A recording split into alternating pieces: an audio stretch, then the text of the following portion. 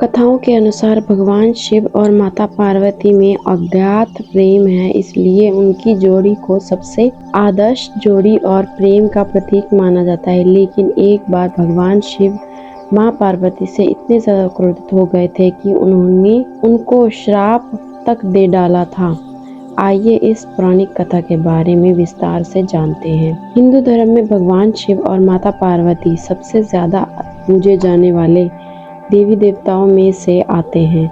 माना जाता है माता पार्वती ने अनेकों कष्ट सहते हुए जन्मों तक कठोर तपस्या करके भगवान शिव को पति के रूप में पाया था। मान्यता के अनुसार अखंड सुहाग और पति की लंबी उम्र के लिए माता पार्वती का व्रत किया जाता है और माता पार्वती के साथ भगवान शिव की पूजा की जाती है। भगवान शिव और माता पार्वती की जोड़ी अज्ञात प्रेम का प्रतीक है और आदर्श जोड़ी मानी जाती है। लेकिन एक बार भगवान शिव माता पार्वती से इतने ज़्यादा नाराज़ हो गए थे कि उन्होंने माता पार्वती को शाप दे दिया था। आइए जानते हैं ये पौराणिक कथा।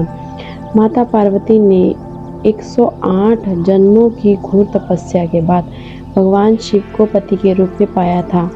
माँ पार्वती भगवान शिव के प्रतीक अगाध प्रेम था। एक आदर्श पत्नी की तरह माँ पार्वती भगवान शिव की सभी बातों का पालन करती थी और जब भगवान शिव कुछ बोला करते थे तो उनको पूरे ध्यान से सुनती थी।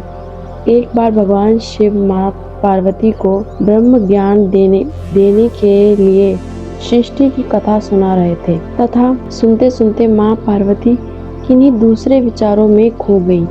जैसे ही भगवान शिव को इस बात का एहसास हुआ कि माँ पार्वती उनकी बातों पर ध्यान नहीं दे रही है, तब उन्होंने माँ पार्वती से पूछा कि क्या आप मेरे द्वारा सुनाई जा रही कथा को सुन रही थी।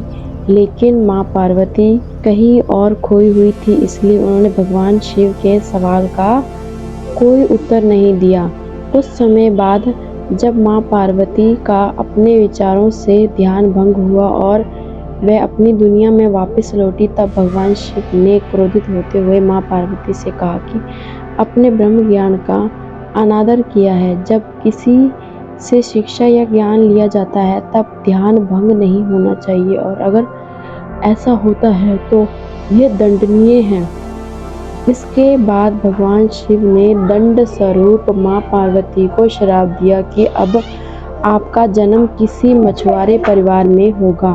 माँ पार्वती को अपनी गलती का एहसास हुआ, पर तब तक काफ़ी देर हो चुकी थी और भगवान शिव उनको श्राप दे चुके थे। अब दुख में डूबी हुई माँ पार्वती मछुआरे के एक गांव में पहुंची।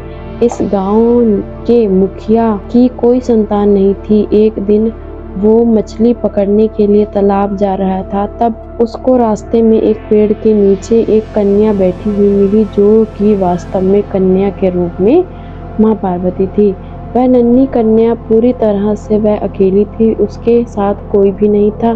तब मछुआरे ने इस घटना को प्रभु की कृपा समझा और उस नन्ही कन्या को अपने साथ अपने घर ले आया। माँ पार्वती उसी घर में कन्या के रूप में रहने लगी। इस तरह माँ पार्वती को अपना एक जन्म भगवान शिव के श्राप के कारण मछुआरे के घर में काटना पड़ा।